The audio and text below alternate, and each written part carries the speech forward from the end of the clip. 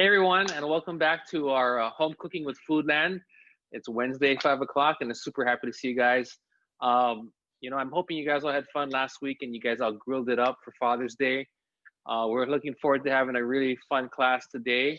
We'll be making crispy pork belly adobo with Brussels sprouts with a little bit of anchovy, and then we're going to do a really nice salad with vine-ripe tomatoes, Maui onions, and a little bit of fish sauce. And so, the dish here, of course, is inspired by Filipino cuisine, and I think that's one of those really.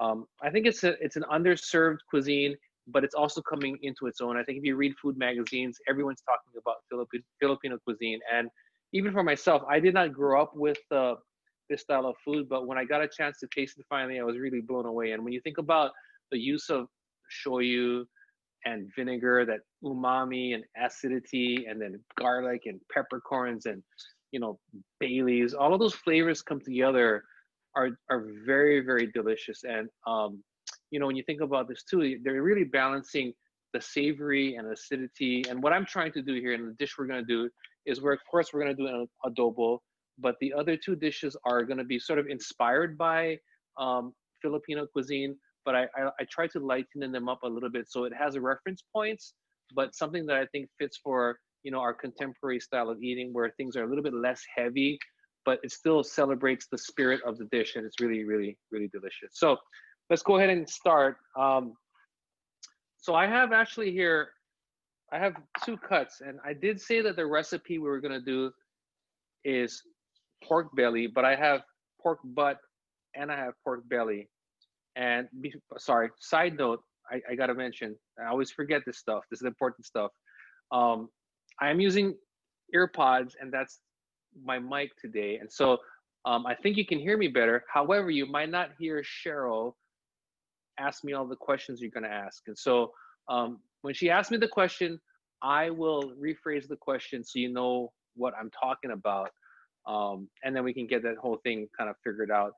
That said, please, please, please do not hesitate to ask questions. Part of the fun for me is answering the questions.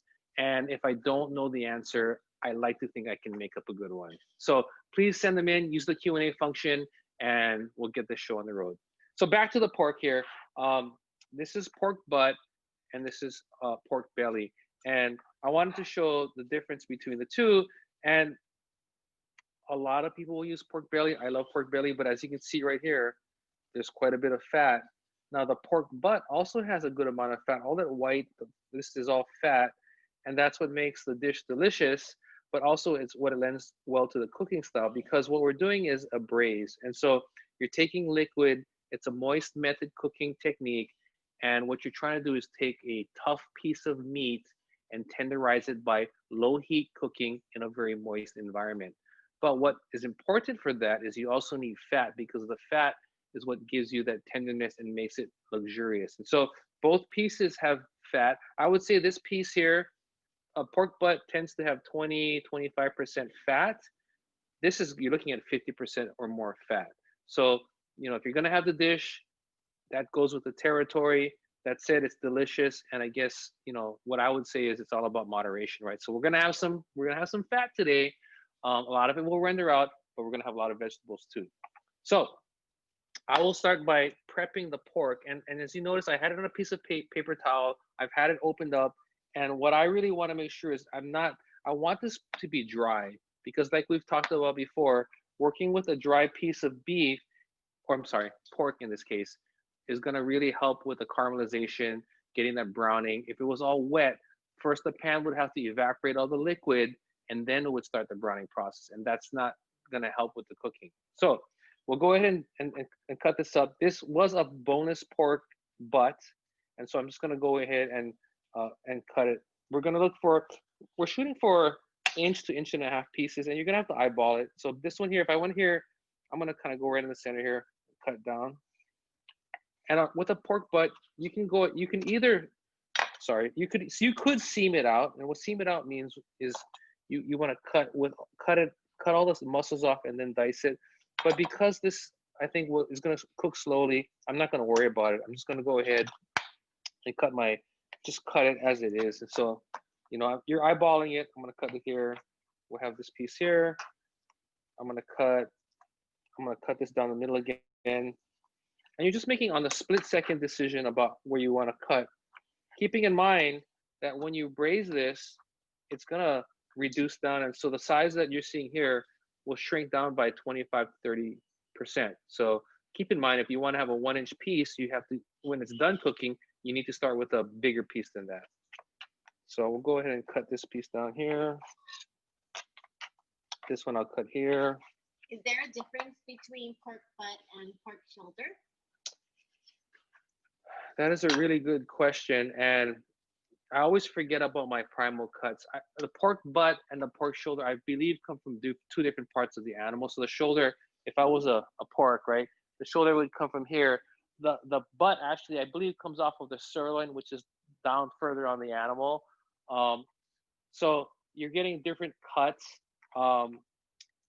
If I recall correctly, the butt has more fat in it than the shoulder, but both work well.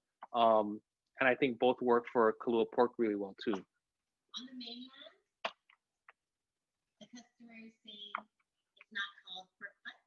Pork cottage butt is, I think, what you would be looking for instead of the pork butt. But you can tell that if you're looking at the piece of pork, if it's bone in, it has what's called the H bone. And so when you're looking at the butt as a whole, you would see a little bone in there. It looks like a little tiny T, and that's the butt.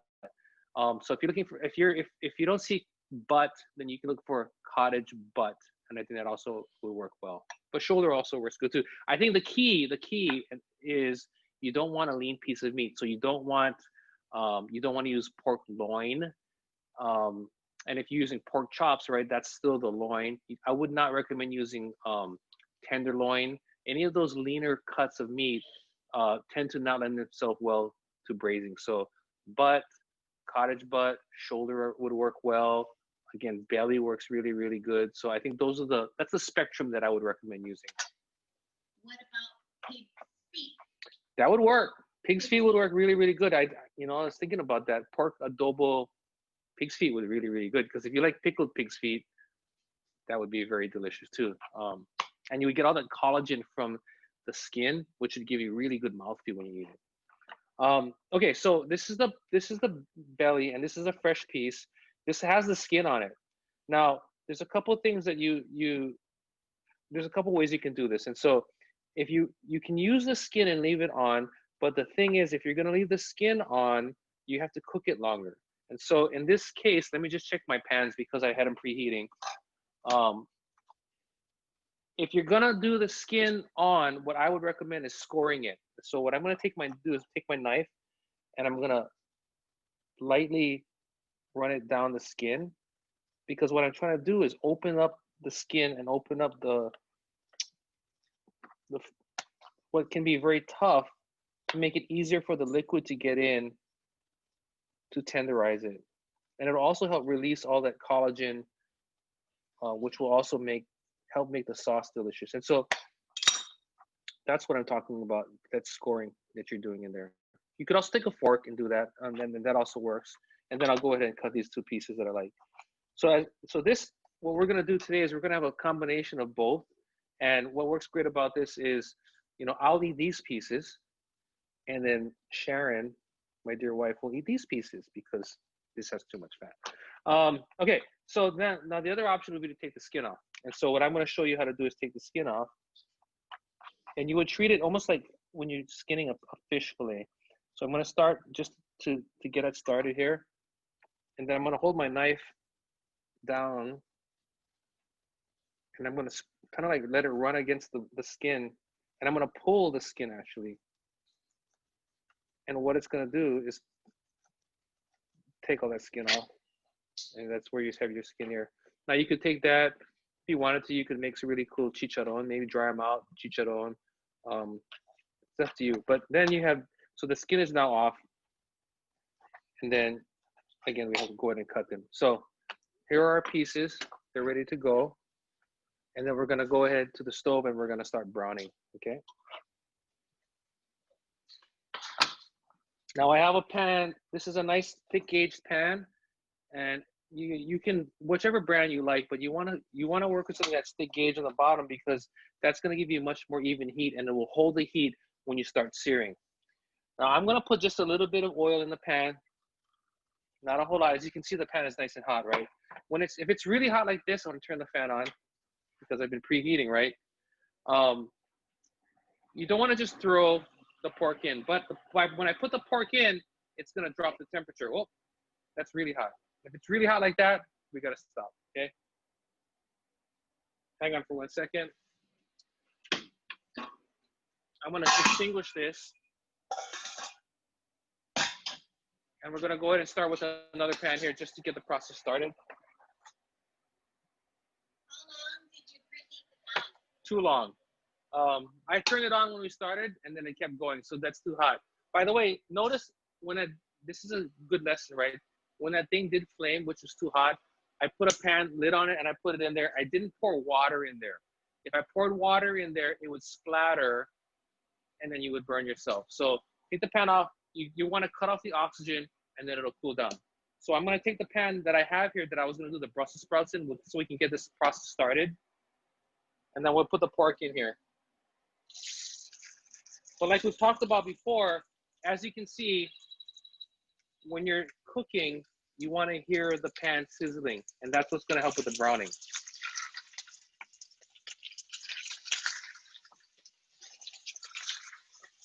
And that sound I'm hearing is exactly what I want.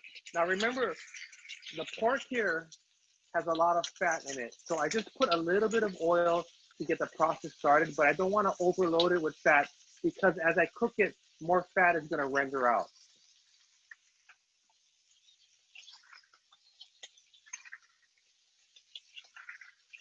And I don't want to go more than that because if I put more in the pan, I'm overcrowding it. And what's going to happen is the temperature will drop too much and then I won't get browning. I'll just get steaming. And the steaming is not going to really make a delicious product, okay?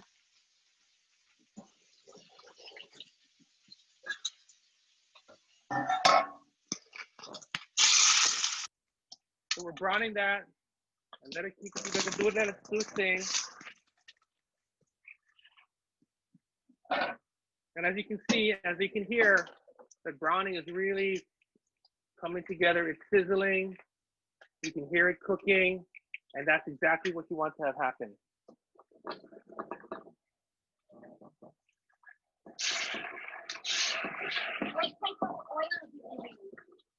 So the question is, what kind of oil did I use? I used, in this instance, we've talked about this before. I have grapeseed oil, and I like to use grapeseed oil because of the high temperature that it can handle. If you have vegetable oil, that works fine. If you have avocado oil, that's great too. All of those options are good. But the key is you want something that's neutral. Okay, so while this is browning, I'm going to reheat my pan because the oil that I had in there, when it flamed up, it kind of scorched the pan and it scorched the fat. So I want to start clean again so I don't have that kind of like bitter flavor in there. So we'll reheat this while this is also browning. And let's take a look here. Now, one thing that I'm always talking about is seasoning, right? And so as you can see in this particular instance, I did not season with salt and pepper the pork.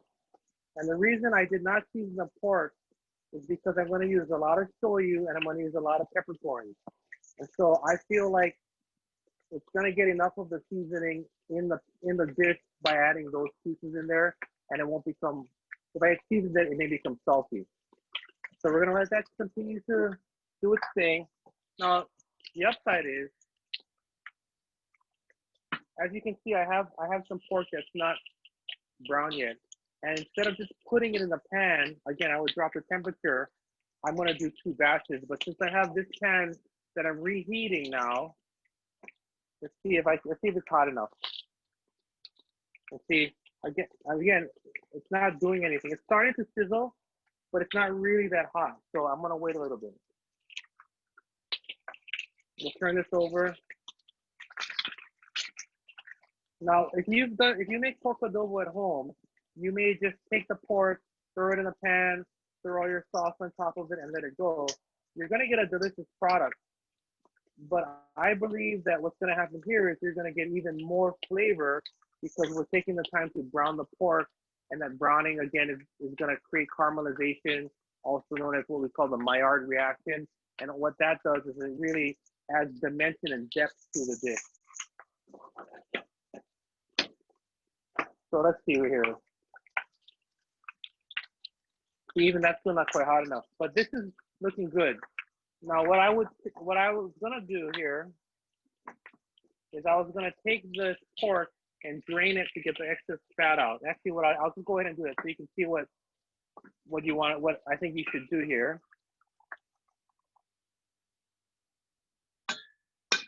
So all that grease is not gonna go in the pan here. Now I'm gonna turn this. We're gonna do two things at the same time. I'm gonna put this in the pan because this is a hotter pan, and I can finish browning it. And now I'm gonna take the pork and put this in this pan here that I happen to have ready.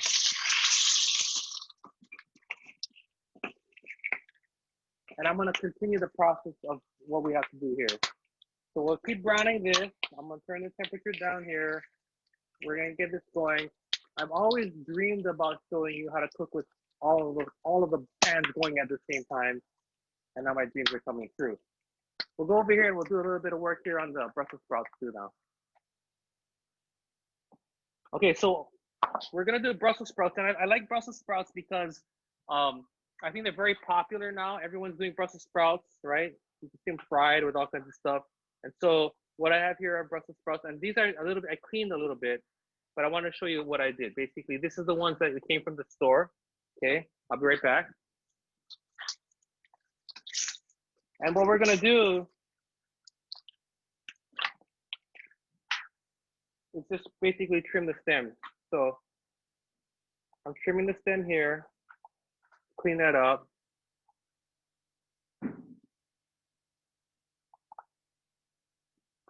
Trying to get all the dried out pieces here. Any other, crazy things. Now, I did wash these ahead of time. And one of the things you want to do is wash them and dry them. Now I'm gonna also get these ready to go. And why don't you come over here? Sorry. As you can see, we didn't practice the pan catching on fire. So we're having to make some adjustments to the timing here. But I'm gonna get this adobo going here. So the pork is all in here, ready to go. I have a garlic clove. I'm not a garlic clove, but I have a whole head of garlic that I'm gonna cut in half and we're gonna put in here, okay? I'm gonna cut it right down in half.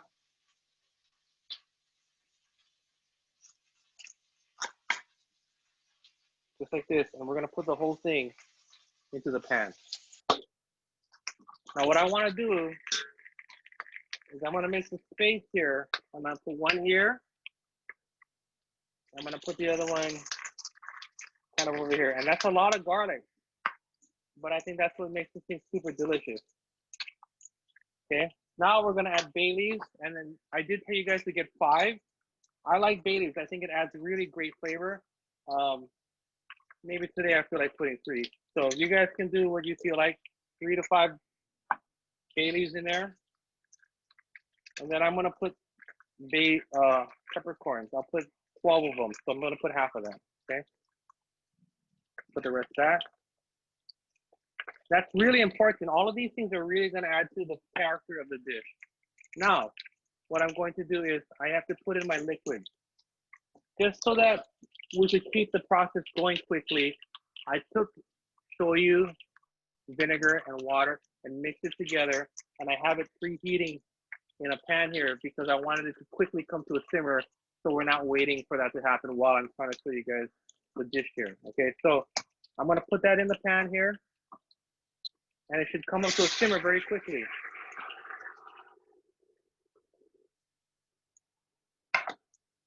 I want to turn this down to a light simmer. So I'm putting on very low. In my thing it says 2. And then what I'm going to do is go ahead and put I'm gonna cover it and I wanna let it just cook very slowly. The key to making a delicious braise is to let it very slowly cook so you're not rapidly boiling it and then breaking up all the pieces. So I'm gonna cover it now. We're very slowly gonna cook it. And this needs to cook for roughly an hour. So I hope you guys all don't have any plans because we're just hang out for an hour until this is done. Just kidding. I have one that's done and we'll show it to you in a little bit. But let's go back to the Brussels sprouts, okay? So I'm gonna finish these two. Let me find my paring knife. What did I do with my paring knife? I lost it. So I'll just quickly trim these Brussels sprouts. And by the way, Brussels sprouts, very, very delicious, very nutritious. They are sort of similar to cabbage. They're part of the brassica family. So brassica family would be cabbage, Brussels sprouts, cauliflower, broccoli, broccolini, all of those in the same family. Lots of nutrients, really, really good for you. Okay, so now I'm gonna take these, we're gonna cut them in half.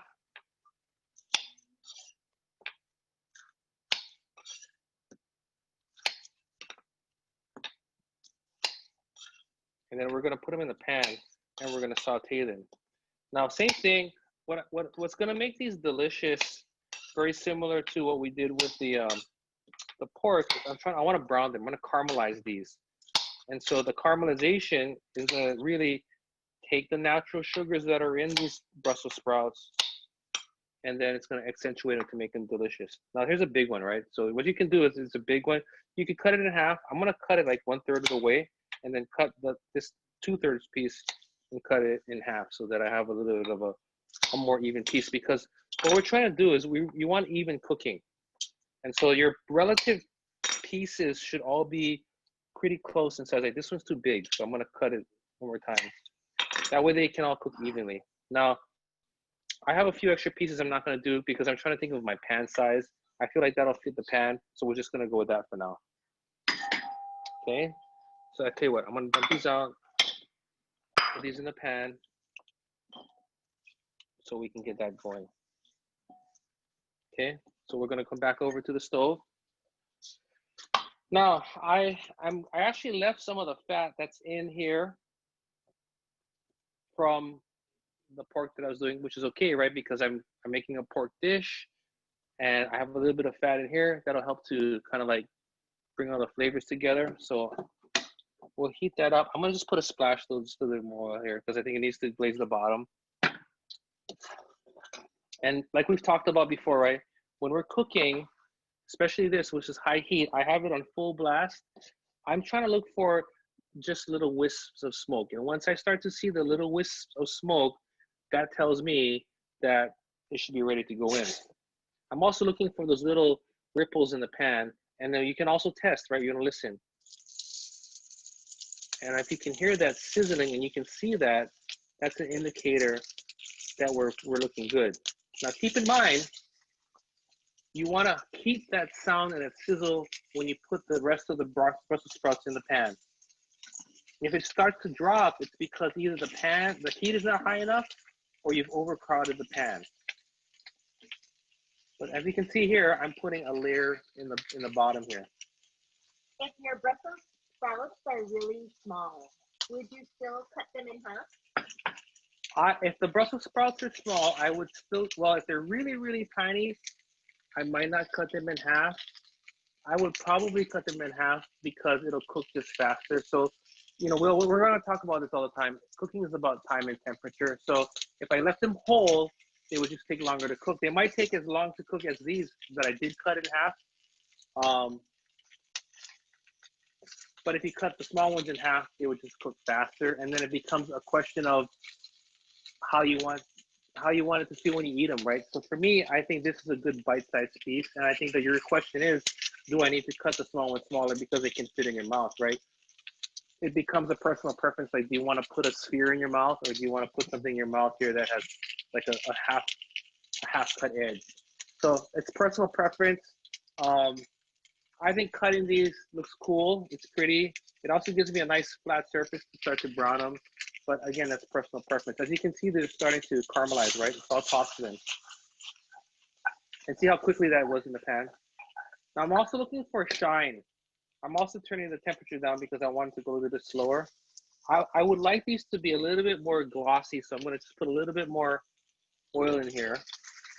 And you hear that sizzling just jump up quickly, right? And so we're gonna go ahead and I've turned it down to low now because I'm seeing that the pan temperature is hot enough that it's gonna caramelize my Brussels sprouts nicely. But if I had it at the temperature that I had before and I kept it there, it would be too hot. Now, on this particular dish, right, doesn't have all the shoyu and stuff, so I'm gonna season it a little bit, just a pinch, and then I'm gonna grab some pepper. We'll put some in there. Just an even coating on top, and we're gonna let it do its thing. Now let's take a look at the adobo. Let me check first. I want to show you guys something I don't want you to see. Okay, take a look at that. Now I think that's looking delicious. Look at the bubbles here.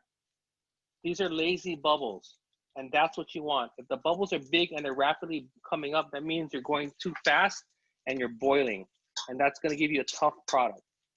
So we're gonna let this just do its thing, very lazy bubble, and let the flavor transfer happen, let it cook down, let it tenderize, and I'm gonna keep it covered. The cool part about it is the pan, when the steam hits the pan, it also drips back down onto the pork, and it's self-basting it, which makes it really, really nice and moist. Can you do the Brussels sprouts in the oven? You can totally do the Brussels sprouts in the oven. So what I would do, if I was gonna put these in the oven, I would prep them the exact same way that I just did. Then I would preheat my oven 350 degrees and I would put them in there. The thing that you might not get the same is the caramelization that you would get in a pan here. You could broil them. They would look great, but they would also take longer. This pan, what I'm going to show you after I get the caramelization that I'm looking for, will kind of answer why I'm doing it in the pan, because I'm going to speed up the cooking process really, really quickly in a little bit. So we have our pork adobo that's simmering. We're going to go for an hour. And we're gonna shoot for a fork tender, which means when I pierce it with a fork, it does not resist the fork. That tells me when it's done. Now we're working on caramelizing the Brussels sprouts here, and then let's go ahead and work on the tomato salad, okay? What kind of salt did you use? The salt that I'm using is just fine ground, pure salt. If you want to explore other salts, I would say Maldon salt is really great, or just pure sea salt is really, really great. You could use alae, which is delicious, which has a little bit of a, because of it has that red dirt in there, it gives it a mineral, earthy quality. But I would take those and I would grind them in a spice grinder so that the pieces aren't so big and they dissolve easier in the cooking. So, you know, you can explore different things with your salts. And again, I'm a big proponent of not using iodized salt though, so just, I wouldn't use that. Okay? Is Morton salt? Morton salt is good as long as you don't use the Morton's iodized salt. Yeah. So that the regular salt that they sell is table salt, or it's just pure NaCl, which is fine. They also sell kosher salt, which is good, and I believe they sell sea salt too. So you know, they've expanded their lines as well because of, you know, people are cooking more and understand the differences. Iodized salt was really good at when there were people with iodine deficiencies, and it was added as a supplement to try to help people get that iodine, but it gives it an iodine flavor. And so that's why I don't really recommend using it these days. And most people don't have the deficiency anymore. So that's why I don't recommend using that. What about Himalayan salt? Himalayan salt works well. I don't personally work with it very much, but you know, I think it's a delicious salt. Again, it's about the minerals besides the pure salt that's in the salt that can give you some interesting characteristics. And you know, if you're gonna cook a lot and you're an enthusiast, the fun part is get a bunch of them and then play with them, and you'll see the differences that they apply. One thing I will say is that the more expensive salts, the nicer salts, I would treat them as finishing salts, which means my everyday cooking, I'm gonna use like a regular salt, kosher salt or pure salt. And then I would use those more expensive salts to finish a dish. So when you cook a steak, you know, sometimes you go to the restaurant, there's little flakes of sea salt on there, or make a beautiful salad. Just a few little sprinkles of that salt can really bring the dish forward and also add some character into the dish. So then you're taking a precious ingredient that costs more and you're using it appropriately. Okay, so tomato salad. I have, these are local tomatoes. They're they're vine ripe tomatoes. These are from Sugarland. And you know, if you've not experimented or used vine ripe or tomatoes, you should try it. And I think you're gonna have an interesting experience. But you know, if you've not had them, I think the difference between what we consider a commodity tomato or a conventional tomato versus vine ripe or clusters, whether on the vine, is that they leave them longer. They leave them longer on the plant so that they can ripen better. Traditional tomatoes, the commodity tomatoes, are picked green, and they're typically gassed with ethylene gas, which induces the color change. So they turn red, but they're technically not any more ripe than when they were picked.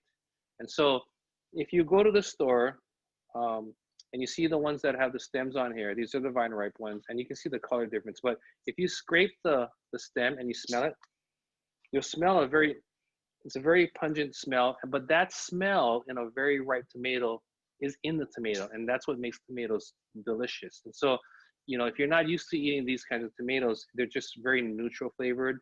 As you start to explore heirloom, vine ripe, then you start to have really different characteristics in flavor, and you start to smell tomato. If you ever had a tomato plant and you go in your yard and it's very pungent, that's what you're getting. So we'll go ahead and take the stems off. And then we're gonna prep these. Again, don't forget to wash your tomatoes beforehand. I'm gonna cut, a couple ways you can do this. I wanna get this core out, but I don't wanna waste, right? So I'm gonna poke my knife in here. I'm gonna just go like that to pop that core out. The other way you could do it if you wanted to is cut it in half. If you're not comfortable with that, cut it in half. Cut it like that. Can you use Roma tomatoes? Question is, can you use Roma tomatoes? Absolutely, you can use whatever tomato you want, and use whatever tomato you have. Roma tomatoes, same thing. You know, if you're buying the ones that are, you know, we call them, in industry, we call them gas greens, which means they're green tomatoes that were treated with ethylene to turn color, to turn red. What you want to do is try to find a tomato that is as red as possible, because it did change color. You're going to get some improvement in flavor by finding the reddest tomato you can find, and that will help. The other thing I like to do, and a lot of people maybe don't do this in stores, they fill the tomatoes right. And if you're gonna eat a tomato right away, people like to think firm, firm, firm. I'm looking for the tomato that has give, that almost feels like it's gonna start to fall apart, because that to me tells me that this tomato is probably very ripe and it's in its best condition for eating. Okay, so now we have our cauliflower. Let's take a look at here real quick. So these are the Brussels sprouts that have been caramelizing, and they're still crunchy inside, okay? What I'm gonna do is I'm gonna hit it with a little bit of water, because what I'm gonna do is induce steaming. So I've got my caramelization on here. So by putting the water here, now what I'm doing is I'm speeding up the cooking process, but I still got my caramelization on here. And that's what I would not have been able to do if I had put these in the oven. Now, if I put them in the oven, that's fine too. It just takes a little bit longer. But this is one of those tricks that we use in the kitchen, where if I need something like a vegetable to cook very quickly, I can hit it with a liquid and pan steam it very fast. So in this case, I used water. If you wanted to, you could use vegetable stock. Sometimes I use chicken stock. But even when I'm cooking meats and things like that, when I'm in a restaurant and I need to get something going quickly, I might hit it with a little bit of stock to accelerate the cooking process. So we're gonna let this cook, and what I'm gonna do is let the liquid evaporate, and by the time it evaporates, the Brussels sprouts will be ready to go. Okay, so back to the tomatoes here. There's a couple different ways you can cut them. You know, of course, wedges are always fun, right?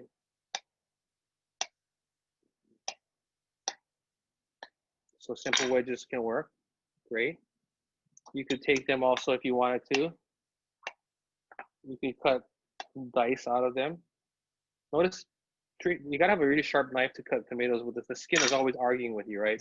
So sometimes I'll cut it from the inverted side, like that. And then I'll cut it down here. Put those in here.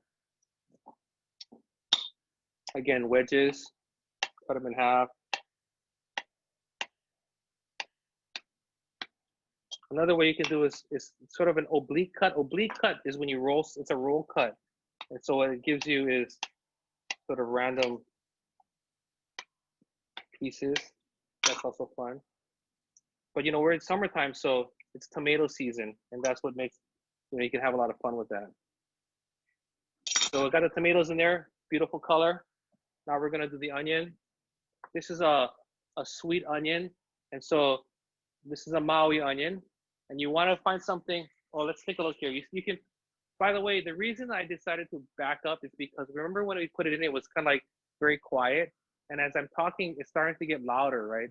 And so what's happening is the water is evaporating. It's getting back to a sizzle, and the dish is telling me it needs attention.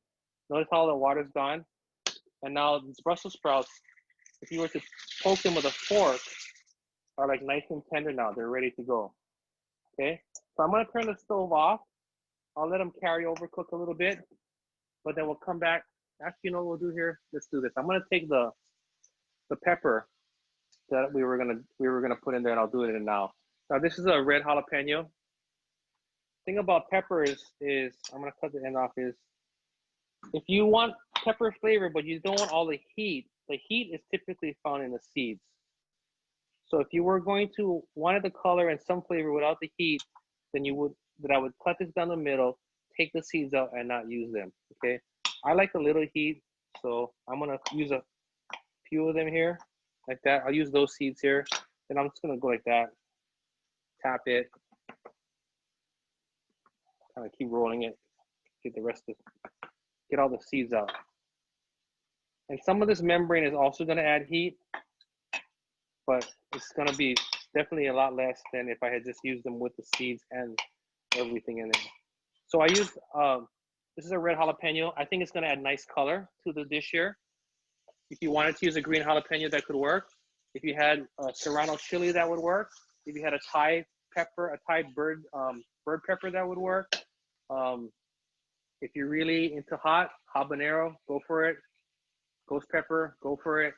But now I'm gonna let it just kind of cook in there and let some of the capsicum, which is the heat, and the natural oils kind of give it some spice.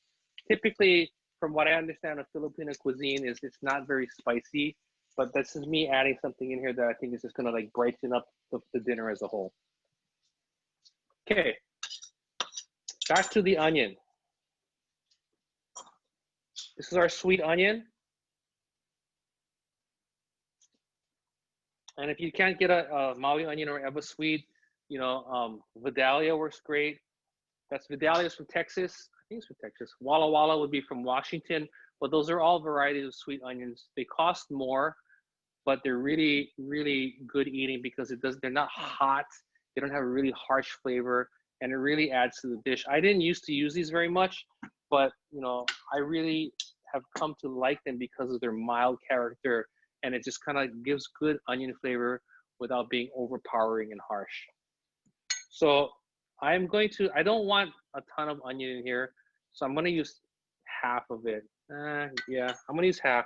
And so again, what we're talking about with my approach to the dish relative to some of the traditional styles, typically I would have expected to see almost a 50% onion to tomato ratio.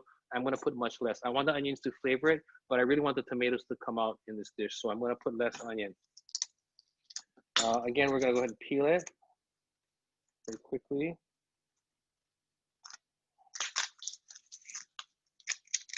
And we're gonna cut it again with the grain. I like to cut with the grain. Question might be, well, does it change the dish if I were to cut against the grain? This is the grain, right? If I cut with the grain. If I were to cut against the grain, would it change the dish flavor? No, you would have different shapes in the dish, but I want nicer strips. So I'm gonna cut the root end off. I cut the tip, we clean that up here. And I'm gonna cut strips that are roughly the same size as each of these. You can see the ridges, right? I'm gonna follow the ridges here. Again, when you're cutting, right? Thumb behind the onion, 3 fingers, 2 fingers here, your index finger and your ring finger behind your middle finger. And that's your guide finger. The knife is against the guide finger.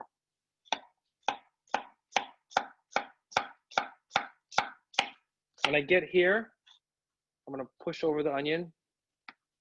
Start again. Slowing down at the end. Oops, see it fell down. Cut it down here. Onion goes in. Okay. Then we're gonna season it with the, oh, actually I'm gonna use fish sauce, right? So if you guys like enjoy lechon kawali, you'll see it garnished typically with a topping of tomatoes and onions and fish sauce. So that was the inspiration for here. I'm not gonna add salt because I'm gonna add my fish sauce, which is salty, okay? I'm also gonna add olive oil. This is extra virgin. The other ingredient that you'll see a lot in these kinds of dishes is pepper, right? We put a lot of it in the adobo. So I'm gonna add my pepper. I'm also gonna add cilantro. You could add green onions. I'm gonna use cilantro, and I'm just gonna tear a bunch of it off. And you know, in the past, I've showed you how to just rough chop it. Today, I'm just not feeling like chopping. So I'm just gonna tear it all up. I'm gonna throw it all in here, and I'm bruising it all up, which is good too because it gets the flavor to come out. So that's what that looks like. I'm gonna grab a lemon. I'm gonna add some lemon. So when we're cooking, right, the things that you're gonna see recurring from me is seasoning, salt, pepper. I'm always trying to balance acidity and umami. So we've got umami, right, acidity, and we've got all this nice, the onions are giving it a little bit more umami, and we're trying to balance all the flavor. The herbs are gonna give it some nice grassiness. It's gonna give it some nice herbaceousness. And all of that's gonna come together. So lemon, take out the seeds, squeeze that in, stir it around. Really delicious, quick salad. I'll go ahead and put that in a bowl here.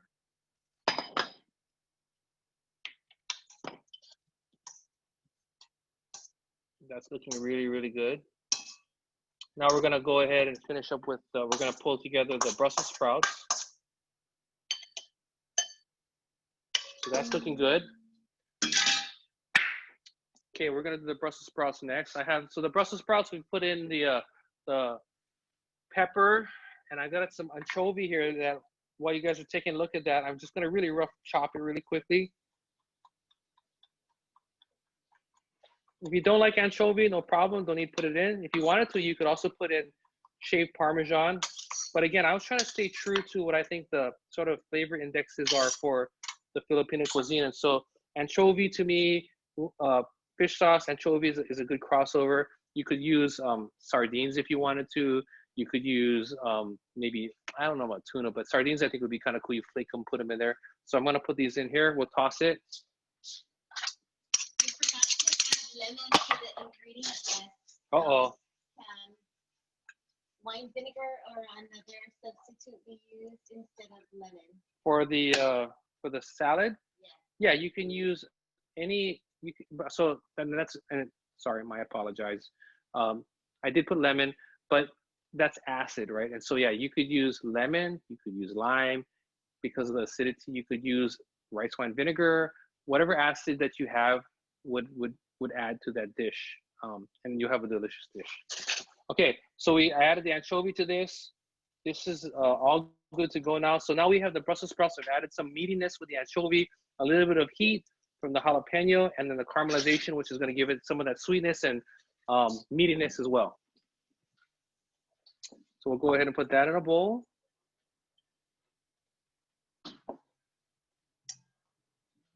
Now, if you wanted to put green onions there, you could. The anchovy smell, if you could smell this, that anchovy is really coming out. And I know there are people that, you know, there are people that love it and there are people that hate it, but, you know, I think it really adds flavor and character, and that's what makes a Caesar dressing really, really good too, by the way. Now, if you want to splurge, you can go to our Field Wine Company, and they sell white anchovies, which are really delicious. They're lighter, they're lightly pickled, and by lightly pickling them, it takes all that fishiness out. So that would really be a delicious thing too. I just thought of what would be really cool too is if you had opai, you could also put that inside there. It would really, really, really be good. Now we're gonna do the pork adobo, and then we'll bring this all together. So I have the pork. This is the one. Well, let me show you. I want to show you guys the two. Okay. So this is the one that we've been cooking. See, that's working. It's looking delicious. It's nice and browning, but it's still not tender. So it needs to go a little bit longer. I'll put that back on the stove. And then I'll have the one that I cooked earlier today, just before we started the show. And you can see what it looks like when it's all coming together here. In the ingredients, you said water or chicken stock. Yes. Did you put that in there? Yes. So you know when I poured that pre-made broth into here, there was 3/4 cups of the shoyu, 3/4 cups of vinegar, and 3/4 cups of water. All three of those were together. It went inside here. What I think is important, and I've looked at a lot of recipes, they just put in shoyu and vinegar, and what you end up with, in my opinion, typically is either very salty or very acidic. And so by adding the water, I'm adding sort of like, I'm making it a milder experience, and I'm allowing it to cook the dish and reduce down without becoming salty. Now, when you're making the dish, in this case, I like the way it looks here. There's enough broth, right? But if you were to make it and it cooked dry and it was still not tender, you can just add a little bit more water to help the process come together. But I did want to show you what I'm talking about. What fork tender means, when I push it in the fork, with my fork into the piece of meat here, it goes in without fighting. It's very tender. See how it was very tender? And that's what you're looking at. If it's fighting the fork, then you need to just cook it longer. A lot of people will say, oh, you know, my cooking, I made a braise and it was too tough, so I stopped. And the problem is you should have just kept going. Keep going until it's fork tender. The only thing that will happen is if you go longer than fork tender, it just starts to fall apart. So technically, like if you're gonna make Kahlua pork, right? You put a pork butt in the oven or whatever, when you're cooking it, it's gonna be really hard, and it will become fork tender. After fork tender, it becomes shreddable. And so that's kind of how you can think about the different cooking processes. Can you do this in the Instant Pot or crock pot? Can totally do it. Let me just show you something real quick before I tell you the answer to that about the Instant Pot crock pot. The reason why I like to cut it in half is because it holds together and it's really delicious cooked garlic that you can put on the top and people can take pieces of meat. So I'll put this here for now. Now, some of the other garlic cloves have fallen out, and you can see them here, but those are still delicious. I'm gonna go ahead and we'll put some of this in the bowl here. Do you prefer adding water or chicken broth? Okay, before I answer that question, I can't even remember what the question was before. What was the one before? Oh, the question was crock pot or Instant Pot, can it be done? Absolutely. The thing about a crock pot though, is that's meant for long, slow cooking. In my opinion, that's good for larger cuts of meat because it takes, you'll cook for a long time in a crock pot. So it may be kind of interesting if you made a, I know if you're gonna make the pig feet adobo, that would be perfect. Or if you were to use chicken thighs, that would be good. But for small pieces like this, I wouldn't do a crock pot because I don't think you're gonna get the payoff in setup in time. Instant Pot can totally work, but one other thing about Instant Pot, maybe I should show you this in another video, is I will take the Instant Pot and I'll put the pot on the stove because the Instant Pot by itself will not get hot enough in my opinion. Then I would sear everything, throw all my liquid inside, then I take the pot and put it in the Instant Pot, close it down, and I would probably go for 20 minutes on high because 20 minutes on the pressure cooking setting is really gonna get me where I need to go. So you speed up the cooking process by using an Instant Pot. Okay, so water or chicken broth? Oh, sorry, water or chicken broth? Personal preference and what you have in your home. I like to use chicken stock, chicken broth, because what that does is it adds more layers of flavor. Water works fine, but yeah, chicken stock would work great, and that's perfect. So I'm gonna take this here now, and I'm gonna put this as a garnish here. Take some of the sauce here, pour it over the top. Let it get nice and shiny and happy. What kind of vinegar do you like to use? Okay, so vinegar, the question is what kind of vinegar do I like to use? For this kind of dish, you know, I've been using distilled white vinegar, which is a harsher vinegar, but it also gives it more like robust flavor. You could use rice wine vinegar, which is a milder vinegar. Apple cider vinegar, I think, works really, really good too. So, you know, it's about experimenting and it's about what you have at home. This is one of those dishes I wouldn't overthink. You got vinegar, whatever you got, put it in, I think you're gonna get a really good experience. So here's the dishes right here. We're very quickly we started, we got 3 dishes ready to go. I think they're very inspired by Filipino cuisine. We've got our pork adobo, we've got some pork butt, pork belly, we've got our tomato salad, which is, very similar to what you might see on lechon kawali, but it's more of a nicer salad focus here. But I did add some lemon juice, but it's got the fish sauce in there for umami, lots of pepper, and then we have our Brussels sprouts here, which I add the anchovy to, which kind of is a reference point for the fish that typically you will find in Filipino cuisine. But when you think about it, 2 vegetable dishes. We've got a pork dish that's it's a rich dish, but then again, it's balanced by all the things that you've got going on. And then of course, when you're having this kind of a meal, you got to have some rice, right? I cooked some rice, so you can put the pork on there, get the sauce on there. And if you've been with us from the beginning, I did use brown jasmine rice, and that's like my new favorite thing. It's like super fragrant. It adds character and flavor to all the dishes together here, and it really, really, really works well. We're about ready to wrap it up. If there are any last minute questions, I'll hang out for a second here. But while I'm waiting to see if Cheryl has any more questions, I just want to let everyone know that next week, of course, 4th of July weekend, right? So we were trying to think about what would be cool to do for 4th of July. And I'm assuming that people are going to already be doing their kalbi and their teriyaki and potato salad and all those fun things. So I said, hey, why don't we try to do something a little bit different? We're going to do like a cool pork barbecue sandwich, which I think will be really delicious. We'll make a cool Asian coleslaw. And, because corn is now, I thought it'd be fun to do a corn and avocado salad. So we'll work hard to get those 3 dishes together quickly for you guys to do. I think it'd be great additions to a family meal or a potluck. And we'll have a lot of fun. Any other last minute questions? Are the anchovies found in a bottle? Yeah, so the anchovies, I'll show you the ones that I used real quick. So these are the ones I used. I got them from our field. But if you go to, our food, all of our Foodland stores do sell anchovies. They're typically in a can. I think the brand you'll easily find in the stores is Napoleon. But this one is a nice one too that we get at our field, which is really, really delicious. You also might find anchovies in a tube, and that works great. The only difference is when you squeeze it out, it's a fine paste, so you're not gonna get the little bursts of flavor and texture that you would get from taking an anchovy and chopping it up. Any other? I think there's another question. What kind of stove do you have? Oh, the stove I have is the kind, the one that came with the house. Nah, just kidding. This is I don't know. This is a Samsung. I think it's Samsung. Yeah, Samsung, not Samsung. Sorry, LG. It's an LG stove, and it's a radiant cooktop. It is not induction, so the top does get very hot. I like it a lot versus using gas or coil because I can just wipe the top down very easily. What do you recommend if you don't care for anchovies? Like, what about bacon crumble? Bacon's good. I didn't put bacon on there because I'm doing pork, and one of the things I try not to do when I'm doing a meal is to like repeat too many of the ingredients. So if I have pork here, I wouldn't put pork here, but bacon would work great. Salami would work great. Any cured meats would work great.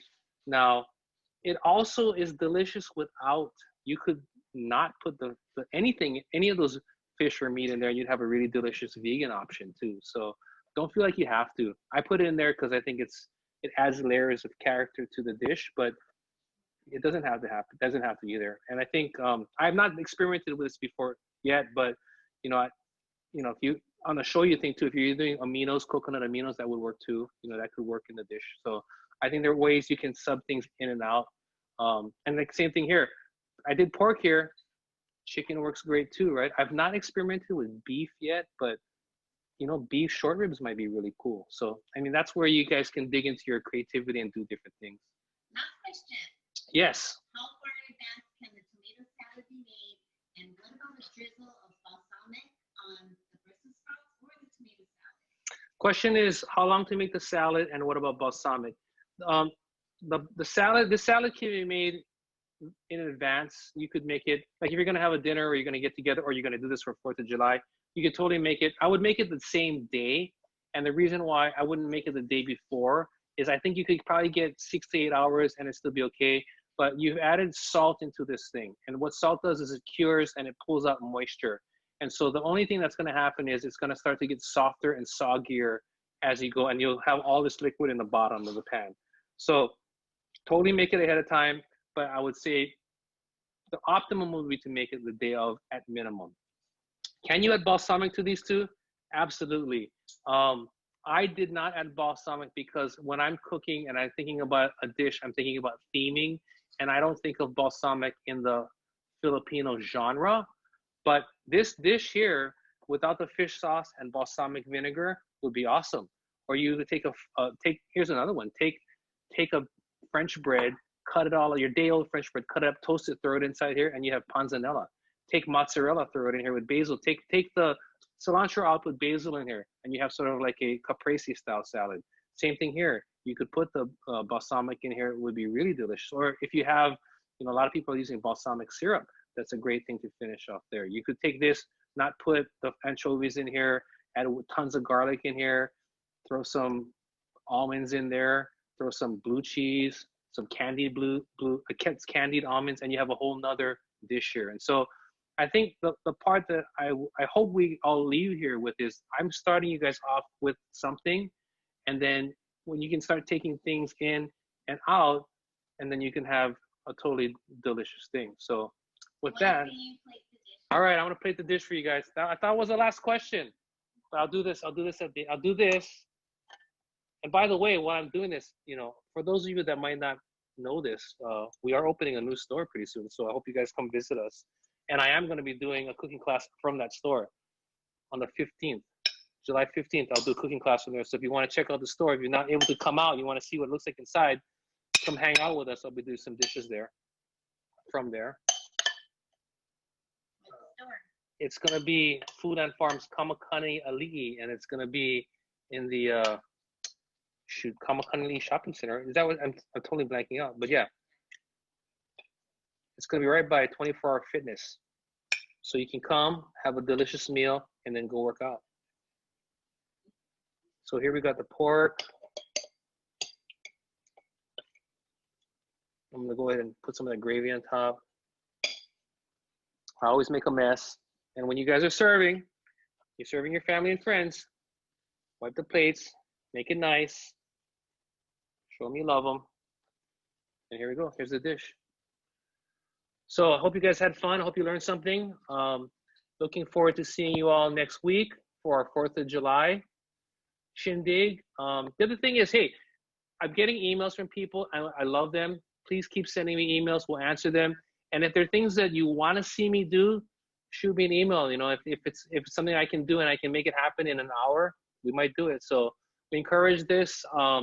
We love the conversation. We like what's going on, and we look forward to more. All right, we'll see you later.